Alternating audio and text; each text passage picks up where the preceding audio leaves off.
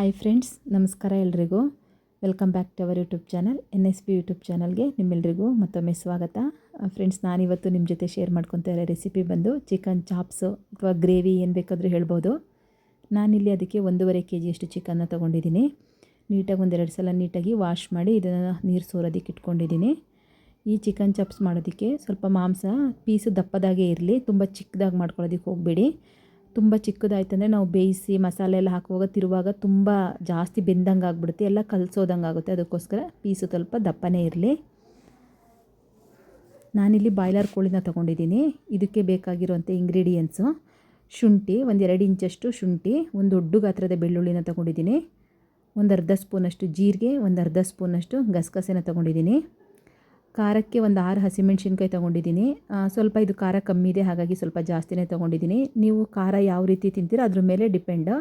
ನಿಮಗೆ ಜಾಸ್ತಿ ಖಾರ ಇಷ್ಟ ಆಗುತ್ತೆ ನಂಗಿದ್ರೆ ಜಾಸ್ತಿ ಖಾರ ತೊಗೊಳ್ಳಿ. ಇದ್ರ ಜೊತೆಗೆ ಒಂದು ಕಡ್ಡಿಯಷ್ಟು ಕರಿಬೇವಿನ ಸೊಪ್ಪು, ಒಂದು ದೊಡ್ಡ ಈರುಳ್ಳಿನ ಚಿಕ್ಕದಾಗಿ ಹೆಚ್ಚಿಕೊಂಡಿದ್ದೀನಿ, ಸ್ವಲ್ಪ ಅರಿಶಿನ ಪುಡಿ, ಇಲ್ಲಿ ಚಕ್ಕೆ, ಲವಂಗ, ಒಂದು 4 ಲವಂಗ, ಒಂದು ಅರ್ಧ ಇಂಚಷ್ಟು ಚಕ್ಕೆ, ಒಂದು 1/4 ಸ್ಪೂನಷ್ಟು ಸೋಂಪು, ಒಂದು ಏಲಕ್ಕಿನಲ್ಲಿ ಬಿಡಿಸಿ ಒಂದು 3-4 ಕಾಳನ್ನ ತೊಗೊಂಡಿದ್ದೀನಿ. ಇದ್ರ ಜೊತೆಗೆ ರುಬ್ಬೋದಕ್ಕೆ ಕೊತ್ತಂಬರಿ ಸೊಪ್ಪು, ನಾನಿಲ್ಲಿ ಕೊತ್ತಂಬರಿ ಸೊಪ್ಪು ಒಂದು ಹಿಡಿಯಷ್ಟು ತೊಗೊಂಡಿದ್ದೀನಿ. ಅದರಲ್ಲಿ ಅರ್ಧದಷ್ಟು ಪುದೀನ ತೊಗೊಂಡಿದ್ದೀನಿ. ಒಂದು ನಿಂಬೆಹಣ್ಣು, ಇದಕ್ಕೆ ಮೇಯ್ನು ಹುಳಿನೇ ಬಂದು ನಿಂಬೆಹಣ್ಣೆ ಇದಕ್ಕೆ ಮೇಯ್ನ್ ಇಂಗ್ರೀಡಿಯೆಂಟ್ಸು, ತುಂಬ ಚೆನ್ನಾಗಿರುತ್ತೆ. ನಾನಿಲ್ಲಿ ಯಾವುದೂ ಟೊಮೊಟೊ ಯೂಸ್ ಮಾಡ್ತಾಯಿಲ್ಲ. ಇದ್ರ ಜೊತೆಗೆ ಮೆಣಸು, ನಾನಿಲ್ಲಿ 1.5 ಸ್ಪೂನಷ್ಟು ಮೆಣಸನ್ನ ತೊಗೊಂಡಿದ್ದೀನಿ. ಇದು ಸ್ವಲ್ಪ ಹಳೆ ಮೆಣಸು, ಹಾಗಾಗಿ ಖಾರ ಸ್ವಲ್ಪ ಕಮ್ಮಿ ಇದೆ. ನೀವೇನಾದರೂ ಹೊಸ ಮೆಣಸು ತೊಗೊಂಡಿದ್ದೀರಂದರೆ 1 ಸ್ಪೂನಷ್ಟು ತೊಗೊಂಡ್ರೆ ಸಾಕಾಗತ್ತೆ. ಇದ್ರ ಜೊತೆಗೇನೆ ನಾನು ಎಣ್ಣೆ ಬಂದು ಇದಕ್ಕೆ ಸ್ವಲ್ಪ ಗ್ರೇವಿಗೆ ಜಾಸ್ತಿ ಇದ್ರೇ ಚೆನ್ನಾಗಿ ಅನಿಸುತ್ತೆ. ನಾನಿಲ್ಲಿ ಒಂದು 3 ಸ್ಪೂನಷ್ಟು ಎಣ್ಣೆನ ತೊಗೊಂಡಿದ್ದೀನಿ. ನೀವು ಎಣ್ಣೆ ಬದಲು ಬೇಕಂದರೆ ತುಪ್ಪ ಬೇಕಾದರೂ ಯೂಸ್ ಮಾಡ್ಬೋದು. ಇವಾಗ ಒಂದು ಮಿಕ್ಸಿ ಜಾರ್ಗೆ ನಾನಿವಾಗ ತೋರಿಸಿದಂಥ ಎಲ್ಲ ಐಟಮ್ಸ್ನೂ ರುಬ್ಬೋದಕ್ಕೆ ಹಾಕಬೇಕು. ಶುಂಠಿ, ಬೆಳ್ಳುಳ್ಳಿ, ಕೊತ್ತಂಬರಿ, ಪುದೀನ, ಹಸಿಮೆಣ್ಸಿನ್ಕಾಯಿ, ಚಕ್ಕೆ, ಲವಂಗ, ಗಸಗಸೆ, ಸೋಂಪು ಕಾಳು, ಹಸಿಮೆಣಸು ಎಲ್ಲ ಇದಕ್ಕೆ ರುಬ್ಬಕ್ಕೆ ಹಾಕಬೇಕು. ಅರಿಶಿನ ಪುಡಿ ಮತ್ತು ಈರುಳ್ಳಿನ ಬಿಟ್ಟು ಬೇರೆ ಎಲ್ಲ ಐಟಮ್ಸ್ನೂ ನಾನು ರುಬ್ಬಕ್ಕೆ ಹಾಕ್ತಾಯಿದ್ದೀನಿ. ರುಬ್ಬುವಾಗ ಯಾವುದೇ ಕಾರಣಕ್ಕೂ ನೀರನ್ನ ಸೇರಿಸೋದಕ್ಕೆ ಹೋಗಬೇಡಿ. ಈ ಗ್ರೇವಿಗೆ ನೀರು ಕಮ್ಮಿ ಇದ್ರೇ ತುಂಬ ಚೆನ್ನಾಗಾಗುತ್ತೆ. ಅದರಲ್ಲೂ ನೀವು ಸೇರಿಸಲಿಲ್ಲ ಅಂದ್ರೂ ತುಂಬ ಒಳ್ಳೆಯದಾಗುತ್ತೆ, ಅಂದರೆ ತುಂಬ ಟೇಸ್ಟ್ ಚೆನ್ನಾಗಿರುತ್ತೆ. ಪೆಪ್ಪರ್ ಕಾಳನ್ನ ಸಹ ಇದರಲ್ಲೇ ಹಾಕ್ಕೊಂಡು ನೀಟಾಗಿ ರುಬ್ಕೊತಾ ಇದ್ದೀನಿ. ನೋಡಿ, ಇಷ್ಟಾಗಿದೆ. ಇವಾಗ ಒಂದು ಬಾಣಲಿನಲ್ಲಿ ಮಾಡ್ತಾಯಿದ್ದೀನಿ. ಬಾಣಲಿನ ಬಿಸಿ ಆದಮೇಲೆ ಇದಕ್ಕೆ ಎಣ್ಣೆನ ಸೇರಿಸ್ತಾ ಇದ್ದೀನಿ. ನಾನಿಲ್ಲಿ ಒಂದು 3 ಸ್ಪೂನಷ್ಟು ಎಣ್ಣೆನ ಸೇರಿಸ್ತಾ ಇದ್ದೀನಿ. ಆವಾಗಲೇ ಹೇಳ್ದಂಗೆ ನೀವು ಎಣ್ಣೆ ಬದಲು ತುಪ್ಪ ಬೇಕಂದ್ರೂ ಸೇರಿಸ್ಬೋದು. ಎಣ್ಣೆ ಸ್ವಲ್ಪ ಬಿಸಿ ಆದಮೇಲೆ ಇದಕ್ಕೆ ನಾವು ಹೆಚ್ಚಿಕೊಂಡಿದ್ವಲ್ಲ ಈರುಳ್ಳಿ, ಅದನ್ನು ಸೇರಿಸ್ತಾ ಇದ್ದೀನಿ. ಕೆಲವರು ಈರುಳ್ಳಿ ರುಬ್ಬೋದಕ್ಕೂ ಹಾಕ್ತಾರೆ, ನಾನು ಈರುಳ್ಳಿನ ಫ್ರೈ ಮಾಡೋದಕ್ಕೆ ಹಾಕ್ತಾಯಿದ್ದೀನಿ.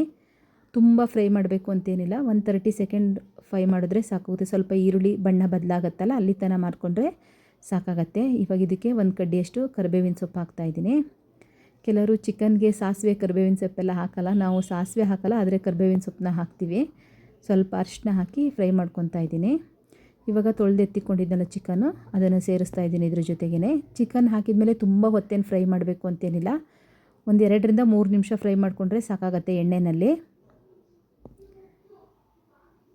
ನೀವೇನಾದರೂ ಖಾರದ ಪುಡಿ ಹಾಕ್ಕೊತೀನಿ ಅನ್ನೋರಿದ್ರೆ ಈ ಟೈಮಲ್ಲಿ ನೀವು ಎಣ್ಣೆಗೆ ಡೈರೆಕ್ಟ್ ಖಾರದ ಪುಡಿ ಹಾಕ್ಕೊಂಬಿಡಿ, ಅದು ಕಲರ್ ತುಂಬ ಚೆನ್ನಾಗಿ ಬರುತ್ತೆ.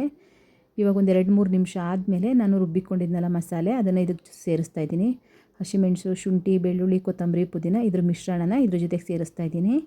ನಾವು ಇದನ್ನೆಲ್ಲ ಹಸಿಯಾಗಿ ರುಬ್ಕೊಂಡಿರೋದ್ರಿಂದ ನೀಟಾಗಿ ನಾವು ಈ ರೀತಿ ಫ್ರೈ ಮಾಡ್ಕೊಬೇಕು. ನೀರು ಮಾತ್ರ ಸೇರ್ಸೋದಕ್ಕೆ ಹೋಗಬೇಡಿ. ಆದರೂ ನಾನು ಮಿಕ್ಸಿ ಜಾರಲ್ಲೆಲ್ಲ ಅಂಟ್ಕೊಂಡಿರುತ್ತಲ್ವ, ಹಾಗಾಗಿ ಅದನ್ನು ಸ್ವಲ್ಪ ಮಿಕ್ಸಿ ಜಾರನ್ನ ತೊಳೆದು ಒಂದು 1/4 ಕಪ್ಪಷ್ಟು ನೀರಿನಲ್ಲಿ ಇದ್ರ ಜೊತೆಗೆ ಸೇರಿಸ್ಕೊತಾ ಇದ್ದೀನಿ. ನೀವು ಸೇರಿಸ್ಲಿಲ್ಲ ಅಂದ್ರೂ ನಡೆಯುತ್ತೆ, ಅಂದರೆ ನಿಜ ಹೇಳಬೇಕಂದ್ರೆ ಇದಕ್ಕೆ ಸ್ವಲ್ಪನೂ ನೀರು ಸೇರಿಸ್ಲಿಲ್ಲ ಅಂದ್ರೇ ತುಂಬ ಟೇಸ್ಟಿಯಾಗಿರೋದು. ಮತ್ತು ಬೇರೆ ಟೈಮಲ್ಲೆಲ್ಲ ತಳ ಹೊತ್ತತ್ತೆ, ಆ ಥರ ಏನಾಗಲ್ಲ, ಇದು ತಳ ಎಲ್ಲ ಹಿಡಿಯಲ್ಲ. ನೋಡಿ, ಇವಾಗ ನೀಟಾಗಿ ಫ್ರೈ ಮಾಡ್ಕೊಂಡಿದ್ದೀನಿ. ನೋಡಿ, ಈ ಸೈಡಲ್ಲೆಲ್ಲ ಎಣ್ಣೆ ಬಿಡೋದಕ್ಕೂ ಸ್ಟಾರ್ಟ್ ಆಗಿದೆ. ಈ ಮಸಾಲೆನಲ್ಲೇ ಚಿಕನ್ನು ಬೆಂದ್ರೇ ತುಂಬ ಟೇಸ್ಟ್ ಆಗುವಂಥದ್ದು. ನಾವು ನೀರು ಹಾಕಿದ್ರೆ ಒಂಥರ ತೊಳೆದು ಹಾಕಿರೋ ಥರ ಆಗುತ್ತೆ, ಟೇಸ್ಟ್ ಚೆನ್ನಾಗಾಗಲ್ಲ. ಇವಾಗ ಉಪ್ಪು ಸೇರಿಸ್ತಾ ಇದ್ದೀನಿ. ಉಪ್ಪು ಸೇರಿಸಿ ನೀಟಾಗಿ ಮಿಕ್ಸ್ ಮಾಡಿ ಇದನ್ನು ಮುಚ್ಚಳ ಮುಚ್ಚಿ ಬೇಯಿಸಬೇಕು. ಒಂದು 3-4 ನಿಮಿಷ ಆದ್ರೂ ಬೇಯಿಸ್ಕೊಳ್ಳಿ. ತುಂಬ ಬೇಗ ಬೇಯುತ್ತೆ, ಇದು ಬಾಯ್ಲರ್ ಚಿಕನ್ ಆಗಿರೋದ್ರಿಂದ ಬೇಗ ಬೇಯುತ್ತೆ, ಟೈಮ್ ಏನು ಜಾಸ್ತಿ ತೊಗೊಳ್ಳಲ್ಲ. ನಾನಿವಾಗ ನೀಟಾಗಿ ಮಿಕ್ಸ್ ಮಾಡಿ ಮುಚ್ಚಳ ಮುಚ್ಚಿ ಬೇಯಿಸ್ತಾ ಇದ್ದೀನಿ. ಒಂದು 3 ನಿಮಿಷ ಎಲ್ಲ ಇದನ್ನು ಮುಚ್ಚಳ ಮುಚ್ಚಿ ಬೇಯಿಸಾದ್ಮೇಲೆ ಇದನ್ನು ನೀವು ಒಂದು ಸಲ ಮತ್ತೆ ಸೌಟಾಡಿಸ್ಬಿಡಿ, ಯಾಕೆಂದರೆ ತಳ ಹತ್ತಿರೋ ಚಾನ್ಸಸ್ ಇರುತ್ತೆ ಅಂತ. ಸಾಧಾರಣಕ್ಕೆ ಇದು ತಳ ಹತ್ತಲ್ಲ, ಆದರೂ ಒಂದು ಸಲ ನೀಟಾಗಿ ಮಿಕ್ಸ್ ಮಾಡ್ಕೊಳ್ಳಿ. ಉಪ್ಪು ಖಾರ ಎಲ್ಲ ಕಡೆಗೆ ಮಿಕ್ಸ್ ಆಗೋ ಥರ. ಮತ್ತು ಇದನ್ನು ವಾಪಸ್ ಮುಚ್ಚಳ ಮುಚ್ಚಿ ಬೇಯಿಸ್ತಾ ಇದ್ದೀನಿ. ಮತ್ತು ಉರಿ ಜಾಸ್ತಿನಲ್ಲಿ ಇಟ್ಕೊಂಡೇ ಫ್ರೈ ಮಾಡ್ಕೊಳ್ಳಿ, ಉರಿ ಕಮ್ಮಿ ಮಾಡೋದಕ್ಕೆ ಹೋಗಬೇಡಿ, ಉರಿ ಜಾಸ್ತಿ ಉರಿನಲ್ಲೇ ಇಡಬೇಕು. ಮತ್ತು ಇದನ್ನು ಮುಚ್ಚಳ ಮುಚ್ಚಿ ನೀಟಾಗಿ ಬೇಯಿಸ್ತಾ ಇದ್ದೀನಿ. ಇದು ಮತ್ತೊಂದು 2 ನಿಮಿಷ ಬೇಯಿಸ್ಕೊಂಡ್ರೆ ಸಾಕಾಗತ್ತೆ, ಬೇಗ ಬೇಯತ್ತೆ.